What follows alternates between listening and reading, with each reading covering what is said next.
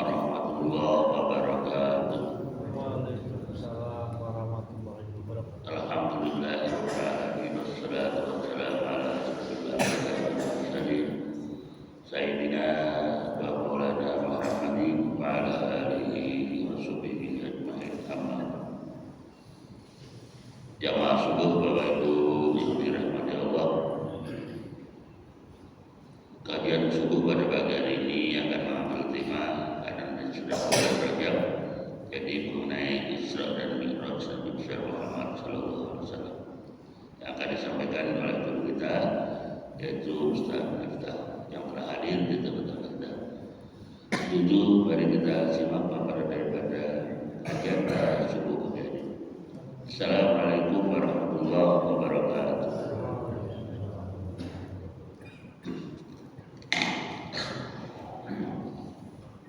Assalamualaikum warahmatullahi wabarakatuh.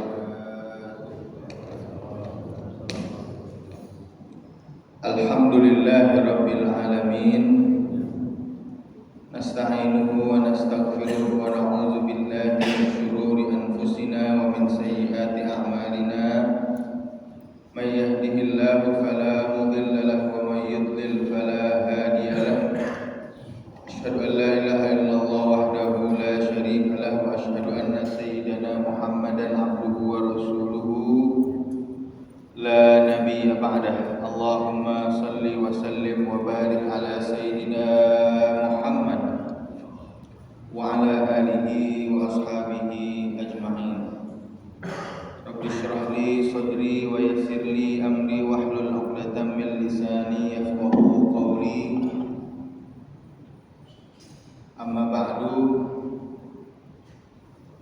Bapak-bapak, ibu-ibu hadirin yang berbahagia, seperti biasa sebelum kita mulai kajian kita pada pagi hari ini, marilah kita membacakan suratul Fatihah.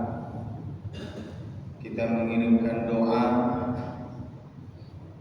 yang pahalanya kita niatkan untuk orang tua kita yang telah mendahului kita, guru-guru kita, saudara-saudari kita, sanak famili kita, dan kaum muslimin dan muslimat. Mudah-mudahan mereka semua yang telah pergi meninggalkan kita menghadap Allah Subhanahu wa taala diampuni segala dosa-dosanya. Amal ibadahnya diterima Allah Subhanahu wa taala. Juga kita yang nanti kelak akan juga kembali kepada Allah Subhanahu wa taala, kita mohon husnul khatimah. Amin ya rabbal alamin. Ala hadhihi niyyah wa ala kulli niyyatin shalihah wa ila hadratin Nabi Mustafa Muhammadin sallallahu alaihi wasallam. Al-Fatihah. A'udzubillahi minasyaitonir rajim. Bismillahirrahmanirrahim. Alhamdulillahirabbil alamin. Arrahmanir rahim. Maliki yaumiddin. Iyyaka na'budu wa iyyaka nasta'in. Ihdinas siratal mustaqim. Siratal ladzina an'amta 'alaihim ghairil maghdubi 'alaihim waladdallin. Amin. Alhamdulillah. Bapak-bapak, ibu-ibu, hadirin, saudara-saudari yang berbahagia, ini pada pagi hari ini karena kita masih atau bukan masih di pertengahan bulan Rajab. Bulan Rajab itu bulan Isra Mi'raj.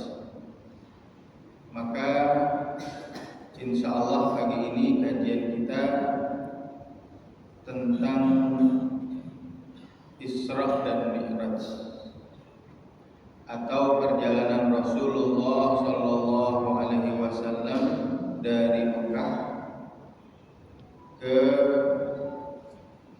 Masjidil Aqsa di Yerusalem, itu Isra, dan perjalanan beliau dari dari Masjidil Aqsa menuju Sidratul Muntaha, melewati langit ketujuh, kemudian ke Baitul Ma'mur, naik lagi ke Sidratul Muntaha. Dan di Sidratul Muntaha Rasulullah SAW secara langsung menerima perintah sholat. Jadi bapak-bapak, ibu-ibu, kalau semua perintah di dalam agama, zakat, puasa, haji, dan seterusnya yang kita tahu itu, yang kita jalankan setiap hari, adalah diterima oleh Rasulullah SAW melalui perantara malaikat Jibril, kecuali satu, sholat, yang Rasulullah SAW langsung dipanggil oleh Allah Subhanahu Wa Taala menghadap ke beliau. Jadi sholat ini memiliki tempat yang sangat luar biasa dalam agama. As-salatu imaduddin, faman aqamaha faqad aqamaddin, wa man hadamaha faqad hadamaddin. Salat adalah tiang agama. Faman aqamaha faqad aqamaddin. Barang siapa yang mendirikan salat, dia telah mendirikan agama. Dan barang siapa yang meninggalkan salat, dia telah menghancurkan agama. Rumah tanpa tiang roboh.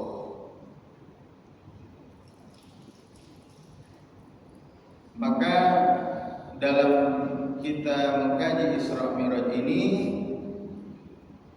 pertama kita harus tahu konteksnya mengapa Rasulullah SAW dipanggil oleh Allah Subhanahu Wa Taala untuk melaksanakan Mi'raj. Kita mulai cerita Isra Mi'raj sejak tahun ke-10 kenabian. Jadi pada tahun 10 kenabian, kira-kira Rasulullah SAW umur 50 tahun. Beliau diangkat menjadi nabi umur 40, 10 tahun kemudian ini masih di Mekah ini. Sebab di Mekah 13 tahun. Kemudian nanti ke Madinah, sisa umur beliau jadi 50 tahun, kira-kira 50 tahun. 10 kenabian, istri beliau Sayyidatuna Khadijah dipanggil oleh Allah Subhanahu Wa Taala pada bulan Ramadan. 6 hari setelahnya, bayangkan, istri beliau Khadijah dipanggil Allah. 6 hari setelahnya, paman beliau dipanggil Allah Subhanahu Wa Taala, Abu Thalib. Nah, Abu Thalib dan Siti Khadijah ini adalah sandaran Rasulullah SAW dalam berdakwah. Ketika yang lain di Mekah itu menolak Rasul, kan ada yang menyiapkan motoran di jalan-jalan sekitar rumah Rasul menuju ke Ka'bah. Ini 2 orang yang memang benar-benar menjaga, membackingi Rasulullah SAW. Istri beliau jelas Khadijah dan paman beliau Abu Thalib.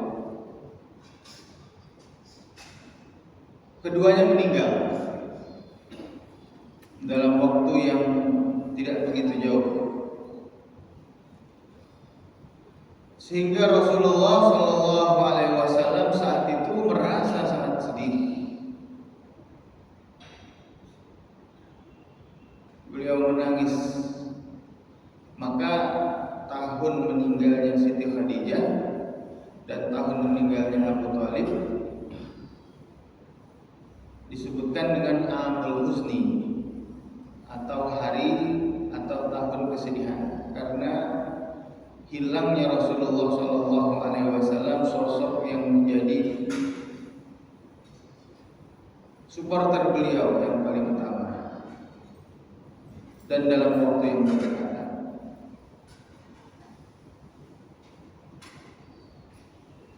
Orang kafir Quraisy saat itu semakin menjadi-jadi. Wah, ini yang melindungi Nabi Muhammad sudah dipanggil Allah, sudah nggak ada. Makin menjadi-jadi. Bahkan Rasulullah ketika sholat, yang dulunya mereka hanya menahan Nabi ketika jalan ke Ka'bah, ini udah mulai berani, Pak. Ketika Rasulullah beribadah, bertahanus di depan Allah Subhanahu wa taala di Ka'bah, sudah berani melemparkan pasir ke muka beliau, ke rambut beliau. Maka ciri-ciri Nabi adalah diusir dari kaumnya. Nabi mana yang tidak diusir dari kaumnya? Kita bisa bayangkan Rasulullah manusia yang paling agung, yang menjamin kita masuk surga. Sejak kecil beliau sudah menjadi yatim piatu. Kita bayangkan ada seorang anak ketika masih dalam kandungan ayahnya meninggal. Lahir kira-kira 6 tahun ibunya meninggal. Dirawat oleh kakeknya, pindah dirawat oleh pamannya. Kerjaannya menjaga kambing domba, kerjaannya berdagang. Setelah diangkat menjadi rasul, diusir oleh kaumnya. Tidurnya pun beliau itu tidak beralaskan selimut atau kasur yang empuk. Dalam riwayat Nabi kalau bangun tidur, Pak, ini di pipinya ada cetakan bekas tikar. Padahal beliau memiliki harta kekayaan yang luar biasa. Kekayaan Rasulullah itu sifatnya sementara, masuk langsung keluar, masuk langsung keluar. Kemana itu? Pertama ke keluarga beliau, kedua ke para sahabat Nabi yang tinggal di sekitar Masjid Nabawi yang kita sebut dengan Ahlus Suffah. Di situ termasuk Abu Hurairah. Jadi kalau kita mungkin umroh ke Masjid Nabawi, di belakang makam Nabi itu nanti ada lantai yang agak tinggi, lantai agak tinggi. Nah, di situ tempat para sahabat Nabi yang maaf tidak punya pekerjaan tetap. Apa yang mereka lakukan? Mereka ikut Rasulullah SAW 24 jam. Jadi sahabat Abu Hurairah itu termasuk ahli suffah, makanya hadisnya banyak. Karena kerjaannya ngikuti Rasulullah SAW. Nah, rumah beliau itu adalah makam beliau.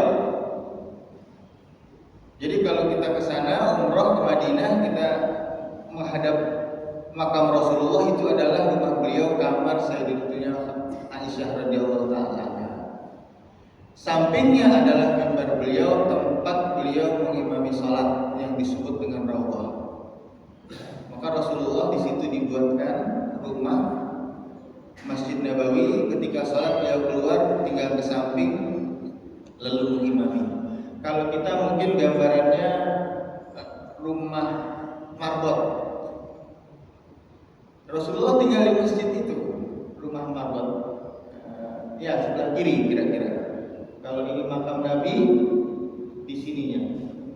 Pintu sebelah sana ya, pintu sebelah sana. Nah, di sini Raudhah, mimbar Nabi. Nah, itu rumah beliau. Belakang tempat ahli suffah. Nabi ketika mendapatkan uang, entah itu dari ghanimah, entah itu dari hadiah, entah dari beliau bisnis, beliau adalah pebisnis yang sukses, itu hartanya langsung ke keluarganya, langsung ke ahli suffah yang di belakang rumah beliau, diberikan makan, diberikan sandang pangan dan kebutuhan lainnya untuk sahabat yang tadi yang tidak memiliki pekerjaan tetap. Nah, ini masih kembali ke Mekah. semakin menjadi-jadi hingga beliau berpikir, udahlah, saya coba ke kota lain. Keluar beliau ke kota yang namanya kota Taif. Kira-kira 120-130 km dari kota Mekah kurang lebih, dan jalan kaki, Pak. Sebab saat itu Rasulullah SAW kalau naik unta, naik kuda atau naik keledai, beliau takut akan terkesan meninggalkan kaumnya. Beliau takut meninggalkan Makkah saat itu, maka beliau jalan menuju kota Taif, kira-kira 100 km dari kota Makkah, dengan harapan agar orang-orang di Taif ini masuk ke Islam. Ketika sampai di kota Taif, bukan tola'al badru alaina, tapi tola'al batu alaina. Rasulullah dilempari dengan batu, dan kejamnya waktu itu adalah yang dikumpulkan itu anak-anak, Pak.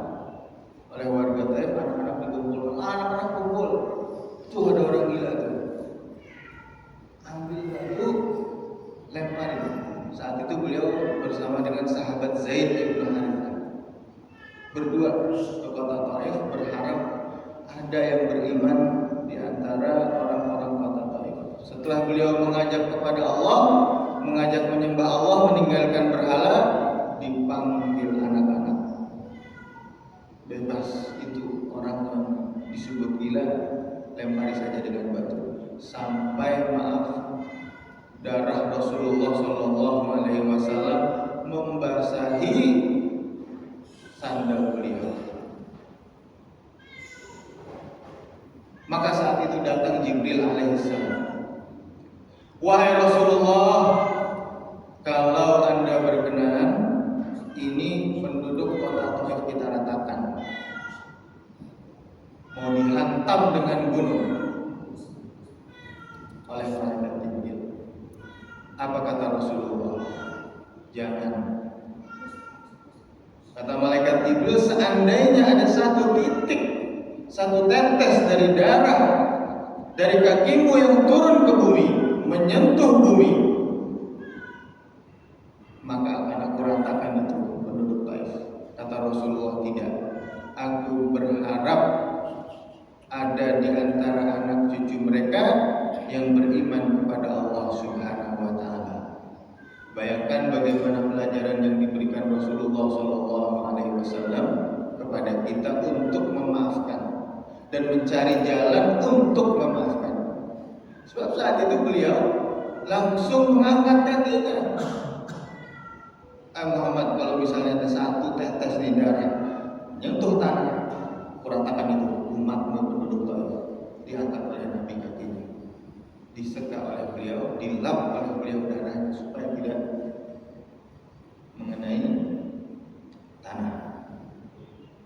Maka mencari-cari sebab untuk memaafkan orang lain adalah ajaran Rasulullah SAW. Kalau kita susah memaafkan orang, cari sebabnya apa? Cari-cari aja. Yang penting kita bisa memaafkan orang. Itulah dawuh Rasulullah SAW kepada kita. Maka beliau di Mekah diusir. Supporter utamanya meninggal. Keluar kota berharap ada yang masuk Islam, ke kota Taif ditimpukin sampai berdarah.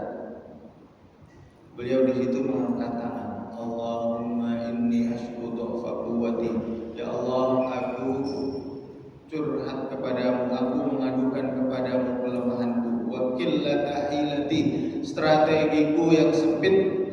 Wa hawani 'alan nas, dan banyak orang yang meremehkanku. Anta rabbi, anta rabbul mustad'afin, ila man taqiluni. Engkaulah yang menjadi Tuhanku, engkaulah tempat aku bersandar, engkaulah tempat aku bertawakal. Maka ketika beliau diusir dari Taif, beliau kembali ke kota Mekah sampai di sebuah tempat ada yang bertemu Nabi.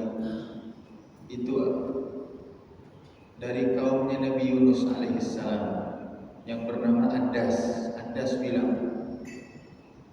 "Siapa namamu?" "Muhammad." "Engkau diusir dari kaummu?" "Iya." "Engkau mengajak kepada menyembah Tuhan yang Esa?" "Iya, betul." "Aku bersaksi bahwa engkau adalah Nabi." Sebab Nabi ciri-cirinya selalu diusir oleh kaumnya. Maka kata Nabi, "Siapa namamu?" "Namaku Adas." "Dari mana engkau?" "Dari daerahnya Nabi Yunus." Maka Nabi tahu, oh engkau adalah dari tempat Nabi Yunus saudaraku, Yunus bin Matta. Kembali, kira-kira jadi Ramadan Rasulullah meninggal, paman beliau dan istri beliau. Syawal pergi ke Taif, diusir dari kota Taif. Zulqa'dah, Zulhijjah, Muharram, Safar, Ramadan, Syawal, Zulqa'dah, Zulhijjah, Muharram, Safar, Rabiul Awal, Rabiul Akhir, Jumadil Awal, Jumadil Akhir, Rajab. Nah, kira-kira setengah tahun setelah beliau mengalami kesedihan ini, beliau sedang tidur pada satu malam Isra Mi'raj itu, dalam riwayat di kamar, dalam riwayat di Hijri Ismail. Lebih populer di Hijri Ismail. Yang kalau kita umroh itu ada garis, itu Hijri Ismail, Pak. Garis letter U tapi nggak sempurna itu. Nah, dalamnya situ tuh Ka'bah, dalamnya Ka'bah. Jadi kalau kita tawaf nggak boleh tuh lewatin Hijri Ismail. Misalnya ini Ka'bah, ini Hijri Ismail yang letter U. Nah, di dalam itu sama hitungannya dengan di dalam Ka'bah. Maka kalau mau sholat di dalam Ka'bah, sholat di dalam Hijri Ismail. Nah, Nabi waktu itu sedang duduk beribadah kepada Allah di Hijri Ismail itu. Kata Nabi, aku dalam kondisi sadar dan ngantuk. Tiba-tiba datang malaikat Jibril. Dalam riwayat lain malaikat Jibril dengan Mikail. Tapi lebih populer malaikat Jibril yang satu malaikat datang, kemudian beliau dibawa ke sumur Zam-Zam. Sumur Zam-Zam itu yang arah kita mau sa'i, nggak sampai ke atas. Yang kalau kita lihat tuh ada ubin tapi dikelilingi besi pinggir-pinggir yang stainless itu. Nah, itu sumur Zam-Zam, Pak. Nah,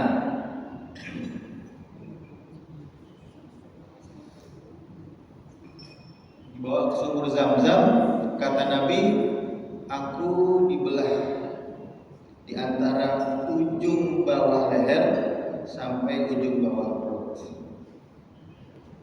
oleh malaikat Jibril. Dibelah, kemudian dicuci dengan air Zam-Zam dan diisi dengan keimanan dan ketakwaan.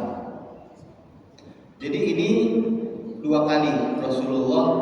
Yang kedua kalinya Rasulullah dibelah dadanya, dicuci hati, jantung, perutnya oleh malaikat Jibril. Pertama ketika beliau berusia kira-kira 5-6 tahun di rumahnya Halimah Sa'diyah, ibu susu beliau.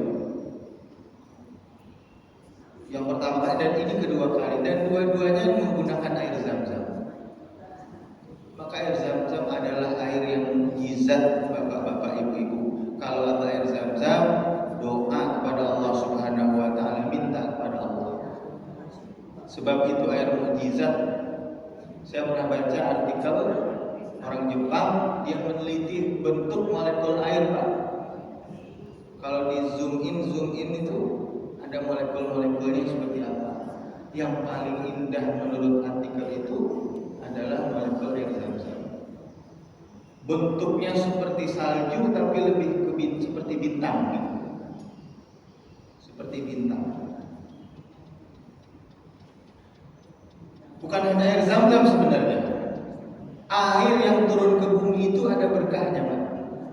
Wa anzalna minas sama'i ma'an mubarakan. Dan kami turunkan dalam Al-Qur'an dari langit air yang ada berkahnya. Itu dalam Al-Qur'an. Ada satu riwayat waktu Mekah hujan, kemudian Ka'bah banjir atasnya itu kena hujan, kemudian dari talang air Ka'bah itu turunkan air. Talang Ka'bah yang itu panjang turun air. Kemudian jamaah yang umroh itu minum dari air yang dari Ka'bah itu. Minum dari atas gitu. Saat itu ada pengajian. Ini cerita dari Syekh Muhammad bin Al-Maliki. Ada pengajian, kemudian turun hujan, jamaah minum dari air talang hujan itu. Ada kelompok yang tidak membolehkan. Orang tuanya Sayyid Muhammad, Sayyid Alawi, waktu itu sedang mengajar di situ. Jadi ketika jamaah umroh itu minum air, ada ulama di situ yang juga lagi ngaji tapi tidak membolehkan. Muridnya tanya, itu orang pada minum-minum kayak gitu. Coba tanya, itu cari apa? Cari berkah katanya. Oh itu nggak boleh, haram itu. Minum air cari berkah itu haram. Kemudian jamaah itu mereka datang kepada ayah saya, boleh nggak kita minum? Jangan minum air itu. Air yang turun dari langit, air yang ada di rumah kita, itu asalnya dari langit yang Allah ciptakan dan itu ada berkahnya. Kalau saya sih yakin air itu ada berkahnya. Kalau nggak yakin juga nggak apa-apa. Tapi yang mendapat keajaiban adalah orang yang yakin keajaiban.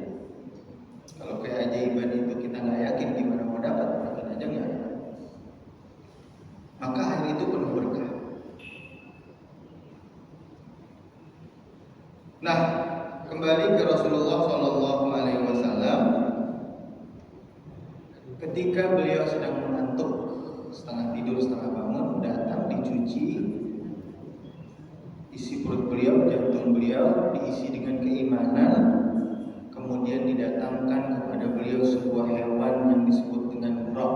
Kata Nabi, buraq itu tidak lebih kecil dari keledai, tidak lebih besar dari kuda, warnanya putih.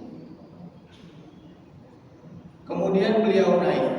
Inilah yang disebut dengan Subhanalladzi asra bi'abdihi lailan. Maha suci zat yang menjalankan hambanya pada sebagian malam minal masjidil haram ilal masjidil aqsa, dari masjidil haram ke masjidil aqsa, alladzi barakna haulahu, yang sekitar perjalanannya itu kami berkahi, linuriyahu min ayatina innahu was-sami'ul basir, agar kami perlihatkan tanda kekuasaan kami kepadanya.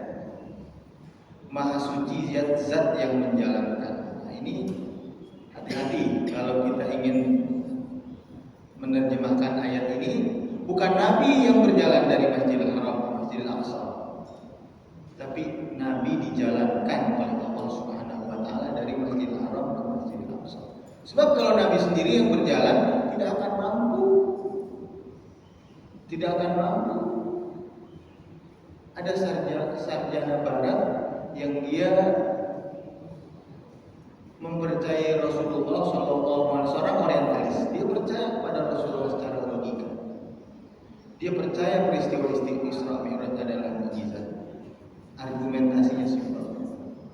Apakah mungkin seorang laki-laki menurut dia yang bernama Muhammad ini mampu membuat miliar, jutaan, miliaran, triliunan orang bangun pagi-pagi, berangkat salat subuh, berwudu sedang kondisi dingin-dinginnya cuaca?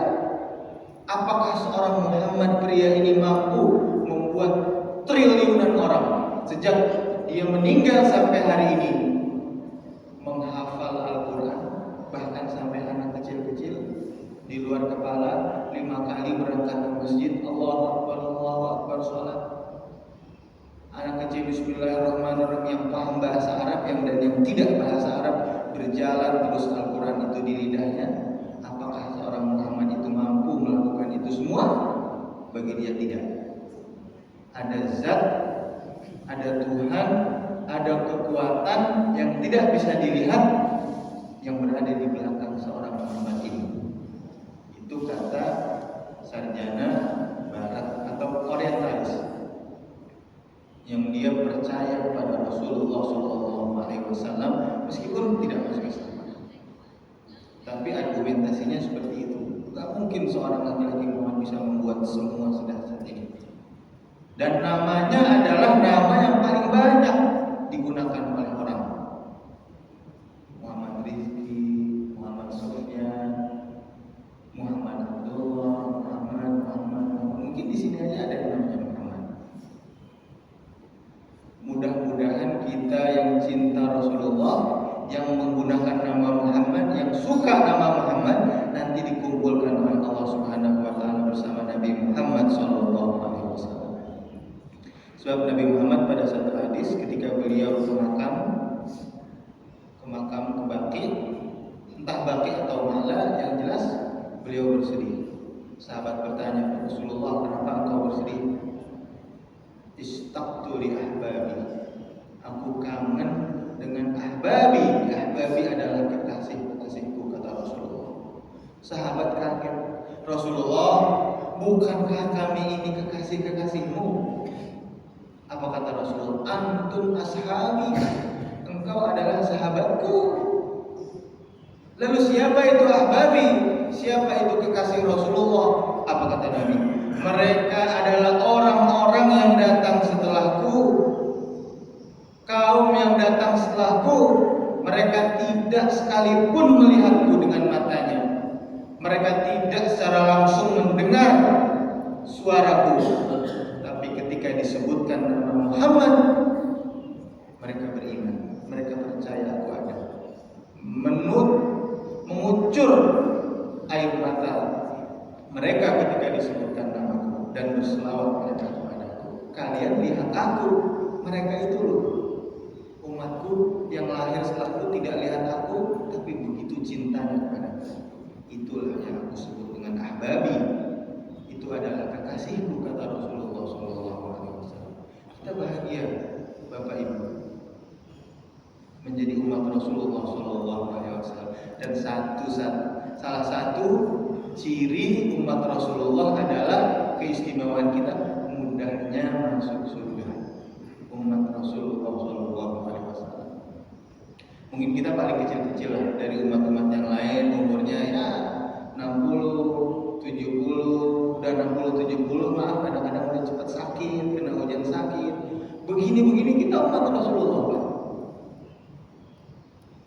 Yang Nabi Musa nanti nih pada langit ke-6 kita akan cerita beliau nangis. Nabi Musa itu iri. Ada Nabi yang umatnya,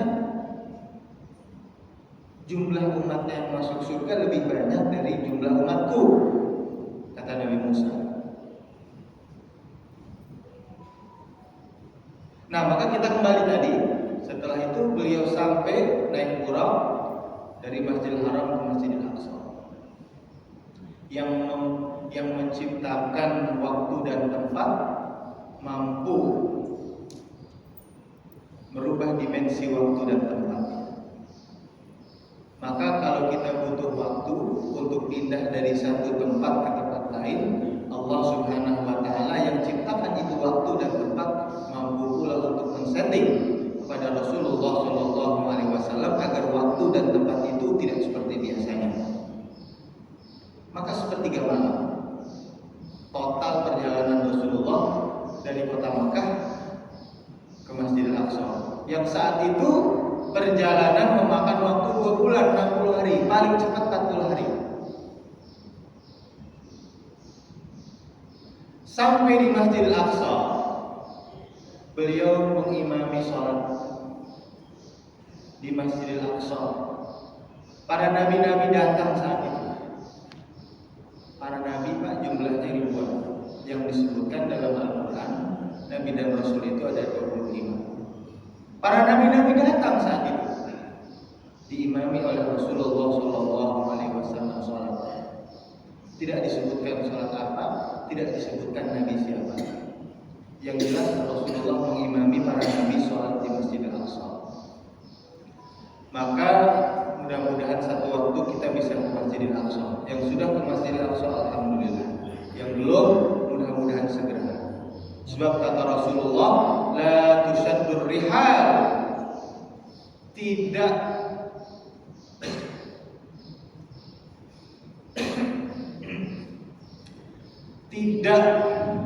apa ya? Bahasa kita jangan berambisi untuk datang kecuali kepada 3 tempat. Masjidil Haram, Ka'bah, kalau kita umrah, Masjid Nabawi dan Masjidil Aqsa. 3 tempat ini kata Rasulullah, kalau mau ambisi ke situ berambisi. Ke yang lain enggak usah berambisi. Dan Masjid Nabawi itu adalah tempat semakin kita sering ke situ semakin kangen kita Pak. Masjidil Haram, Masjid Nabawi semakin kita sering semakin kangen. Sedih rasanya kalau misalnya di musim haji. Saya alhamdulillah 6 kali berangkat haji. Tiap bulan Zulhijjah orang berangkat haji sedih Pak kita kalau nggak haji. Makanya itu aneh 3 tempat itu. Masjidil Haram, Masjid Nabawi, Masjidil Aqsa. Kemudian dari Masjidil Aqsa naik ke 7 lapis langit, Baitul Ma'mur, kemudian Sidratul Muntaha. Dalam hadis ini tadi perjalanan Rasulullah dari dari Mekah, dari Ka'bah menuju ke Masjidil Aqsa bersama malaikat Jibril bersama Buraq. Perjalanan manusia. Tapi dari Masjidil Aqsa ke Sidratul Muntaha perjalanan malakut, alamnya sudah beda. Rasulullah sudah disetting, bukan settingan default manusia lagi, sudah settingan malakut, berbeda sudah. Tapi dengan roh dan jasad beliau. Sebab ada juga pendapat beliau Isra dan Mi'raj itu hanya rohnya saja. Yang lebih ekstrim dalam keadaan mimpi. Ini pendapat kita nggak usah ambil. Sebab kalau dalam mimpi tidak ada unsur mukjizatnya, semua orang bisa mimpi. Dan ayat Subhanalladzi asra bi 'abdihi maha suci zat yang menjalankan hambanya, hamba. Seorang hamba itu terdiri dari jasad dan roh. Maka Allah sebutkan hambanya. Hamba itu adalah predikat yang kita kejar. Mungkin kita ibadah, kita taat, tapi belum tentu diakui hamba oleh Allah. Maka kita selalu minta kepada Allah, jadikan hambamu yang kau terima. Langit pertama, beliau ketemu dengan Nabi Adam. Bersama malaikat Jibril beliau naik. Di langit pertama yang kita baca itu setiap sholat, apa diucapkan? Kita kata at-tahiyyatul mubarakatus shalawatut thayyibatu lillah. Salam tahiyat, salam salawat dan salam yang berkah. Mubarakatus shalawatut thayyibat, salawat yang baik lillah, hanya bagi Allah. Assalamualaikum ayuhan nabi wa rahmatullahi wa barakatuh. Keselamatan kepadamu hai Nabi. Assalamualaikum ayuhan nabi wa rahmatullahi wa barakatuh. Ada suara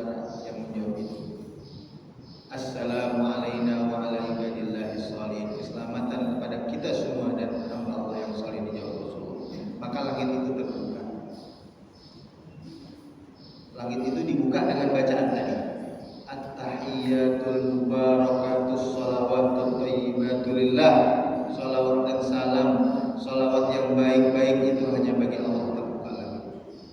Ketika terbuka terdengar suara Assalamualaikum ayyuhan nabi wa rahmatullahi wabarakatuh.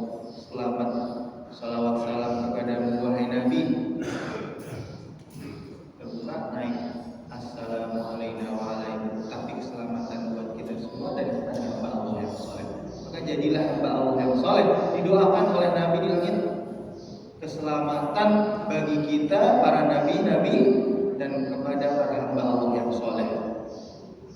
Kalau kita jadi hamba Allah yang soleh itu didoain oleh Nabi di langit. Ketika beliau buka pintu langit, ketemu Nabi Adam. Kata Nabi Adam, selamat datang wahai Nabi yang soleh, anak Nabi yang soleh.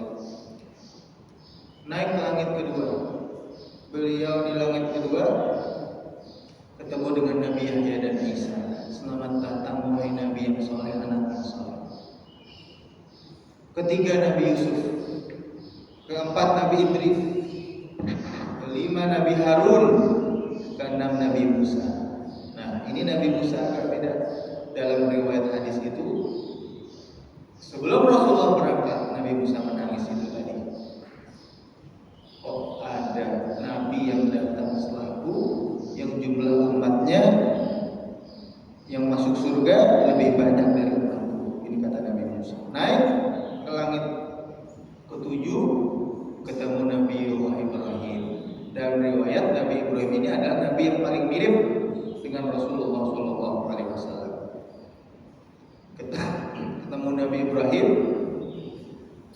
baru setelah itu malaikat Jibril pamit. Langit 1, 2, 3 sampai 7 itu malaikat di Sidratul Muntaha menuju Baitul Ma'mur. Di Baitul Ma'mur menuju Sidratul Muntaha malaikat Jibril. Kalau bahasa kitanya udah mau kuat dah ya. Udah mau kuat.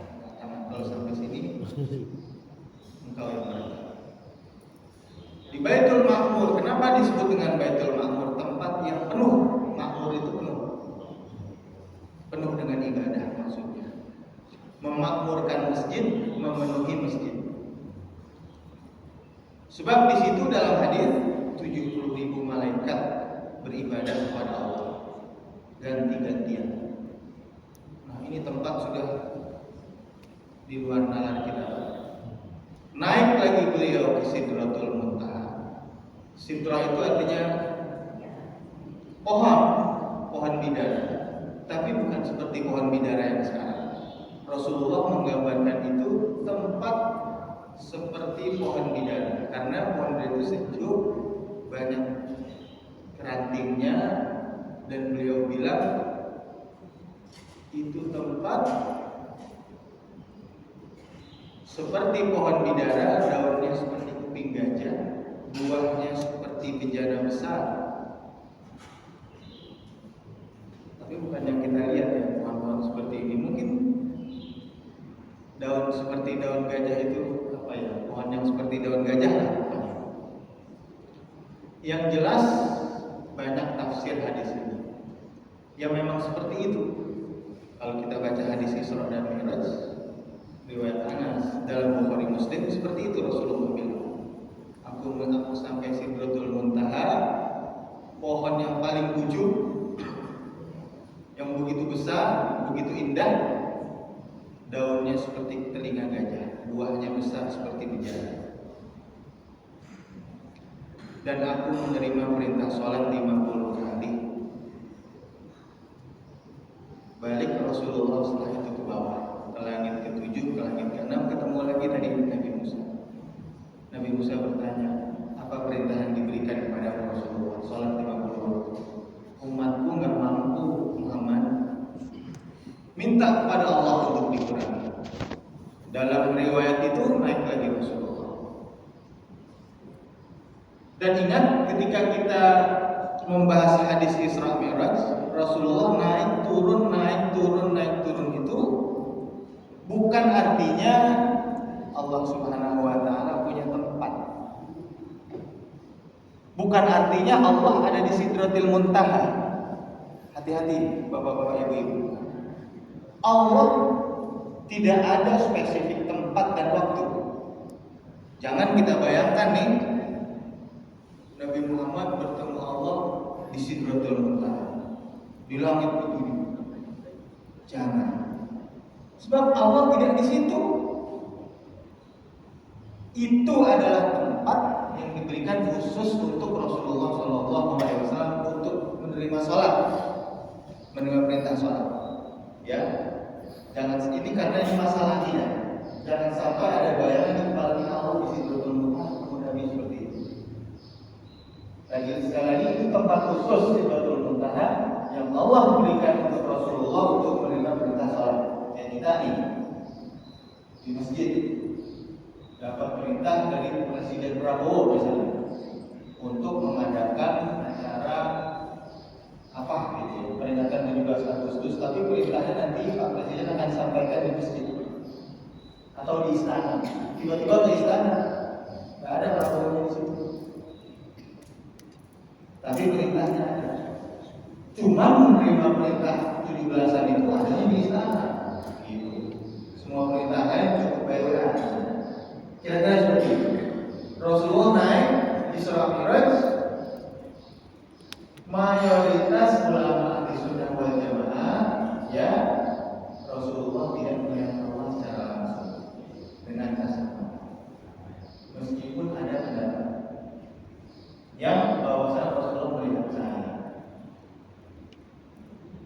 Sebab ru'yatullah, melihat Allah Subhanahu wa taala, yang pertama itu adalah hal yang paling agung, yang paling nikmatnya nikmat. Dan itu nanti di akhirat. Rasulullah saat itu masih hidup. Beliau dalam hadis sahih paling banter mengatakan, aku melihat cahaya, aku dikelilingi cahaya. Jadi kita mohon kepada Allah suatu waktu, ya Allah, berikanlah karunia terbesar itu melihat dunia. Karena itu ada nikmat terbesar lebih dari nikmat surga. Nah, turun naik dikurangi. Sampai akhirnya Rasulullah SAW yaitu dalam teks hadisnya itu, aku malu untuk kembali lagi meminta kepada Allah. Maka terakhir sampai 5 kali bolak-balik diskon, porting diskon 10, 5 dalam lain. Berarti kalau 50 bolak-balik pokoknya sampai sisa 5. Ketika sudah 5, Nabi Musa masih tidak percaya. Umatku itu gak mampu. Nah, maka kita tahu lagi, gak mampu. Benar kan? Banyak firman kita tuh Muhammad yang katakan sesuatu yang bolong 5 kali kan? Benar Nabi Musa. Kembali Rasulullah ke langit ke-5, turun ke bawah. Besok paginya Rasulullah cerita di Mekah. Kebetulan di situ ada penjahat. Aku semalam keliling Masjidil Haram, ke Masjid Aqsa, dari Masjid Aqsa ke Masjid Abu Jahal senang. Senang bukan karena cerita itu, senang kalau nanti akan banyak umat Islam yang lari dari Rasulullah. Mendengar cerita itu,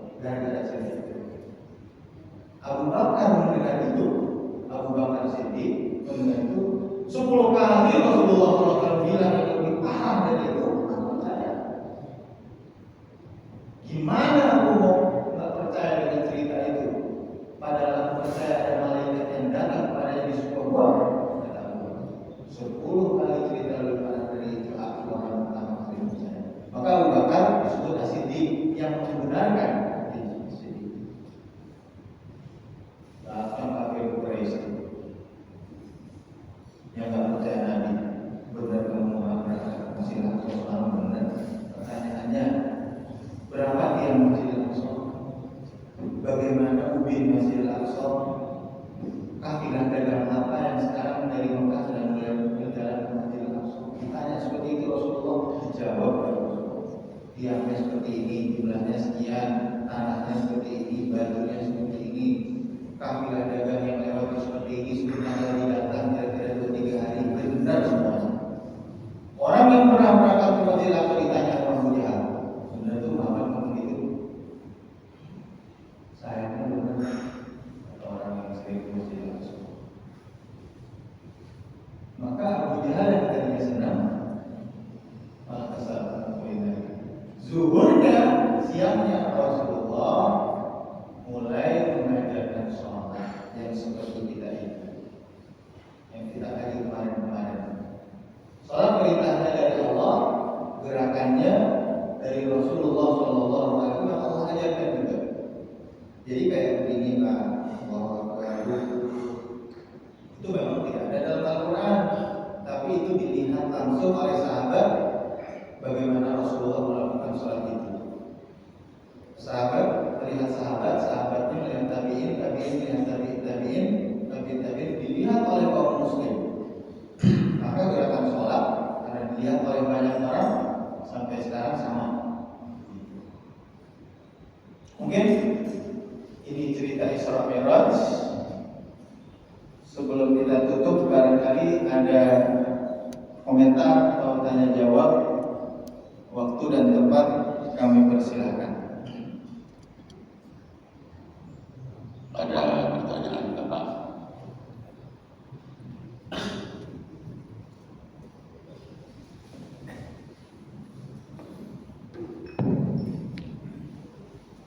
Assalamualaikum warahmatullahi wabarakatuh. Assalamualaikum warahmatullahi wabarakatuh. Ini ada sedikit pertanyaan ya. Tadi disebutkan Rasul menerima sholat itu tahun sebelumnya. Namun sebelumnya itu kan Rasul sudah melaksanakan sholat. Nah, jenisnya atau caranya bagaimana? Sholat yang dilaksanakan Rasul itu sebelum menerima sholat yang pada waktu setelah Isra Mi'raj. Demikian, Assalamualaikum warahmatullahi wabarakatuh. Para nabi-nabi sejak Nabi Adam, Idris, Nuh, Soleh terus sampai ke Rasulullah Shallallahu Alaihi Wasallam semuanya melakukan sholat. Banyak riwayatnya bagaimana bentuk sholat mereka dan berapa kali sholat mereka. Tapi kalau saya cari dalam buku-buku fikih tidak ada satupun yang menerangkan secara detail bagaimana sholat mereka Pak. Yang jelas mereka sholat. Apakah seperti ini, seperti itu? Saya belum nemu. Mereka sholat. Nabi Ibrahim sholat. Nabi Ismail. Wattakhidhu min maqami Ibrahim musalla. Jadikan itu tempat yang dijadikan oleh Ibrahim berdiri ketika merenovasi Ka'bah, tempat sholat. Para nabi sholat, tapi bentuknya seperti apa, berapa rakaat, apakah seperti sholat kita sekarang, waktunya berapa kali, tidak saya temukan dalam buku fikih. Mungkin Bapak Ibu pernah ada yang menemukan seperti apa sih sholatnya para nabi. Yang jelas adalah mereka sholat. Gitu Pak. Nah, kalau sholat yang diterima oleh Rasulullah adalah seperti sholat sekarang kita ini. Kira-kira jawabannya seperti itu. Sama seperti bagaimana sih pohon Sidratul Muntaha spesifik itu. Saya belum menemukan penjelasannya. Apakah benar-benar pohon di atas sana, kemudian sebesar apa? Dalam sebuah riwayat kalau daunnya satu jatuh berarti ada yang meninggal. Itu ada riwayat-riwayat seperti itu. Nah, riwayat yang saya sebutkan tadi adalah sebatas riwayat yang sahih yang ada di Bukhari dan Muslim. Seperti beliau misalnya melihat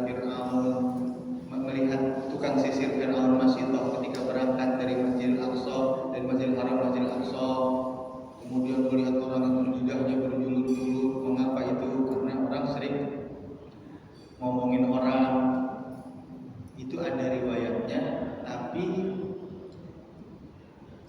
seperti riwayat hadis Isra Mi'raj yang diriwayatkan oleh Imam Bukhari dan Muslim.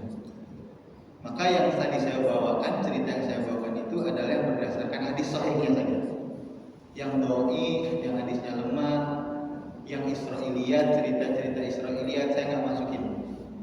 Nah, yang terpenting apa? Kita percaya Rasulullah Shallallahu Alaihi Wasallam melakukan itu, gitu aja. Karena ini posisinya keimanan, Pak, Bu, keimanan. Gitu. Kita beriman percaya Rasulullah seperti itu. Oke, mungkin ada lagi yang lain?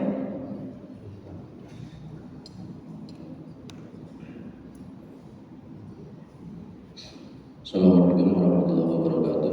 Waalaikumsalam. Ustaz, Isra Mi'raj itu perintah sholat.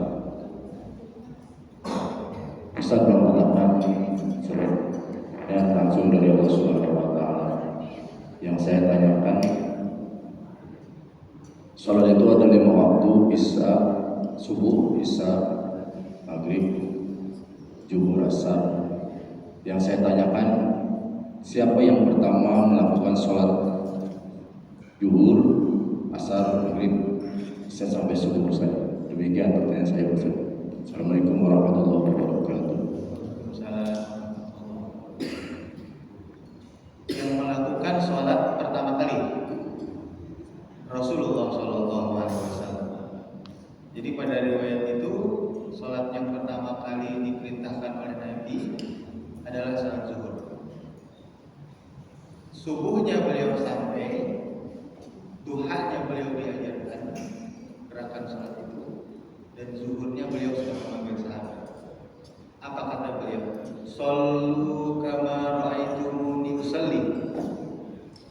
Lihat ya para sahabat, sholatlah sebagaimana kalian melihat aku sholat. Shollu kama ra'aitumuni usalli. Sholat yang seperti itu ya kita. Allah, Rasulullah, Allah, Akbar, sahabat ikuti Allah. Maka yang mengajarkan, yang mempraktekkan sholat seperti yang kita lakukan ini untuk pertama kali adalah Rasulullah. Dalam riwayat Jibril yang mengajarkan Rasulullah. Maka kalau kita cari dalam Al-Quran itu nggak ada. Sebab itu Jibril yang berikan ilmunya sholat itu kepada Rasulullah, dan Rasulullah langsung mempraktekkan sholat itu di depan sahabatnya. Dilihat banyak orang itu sholat dilihat lagi oleh banyak orang, dan seterusnya sampai kita sekarang. Kira-kira begitu, Pak.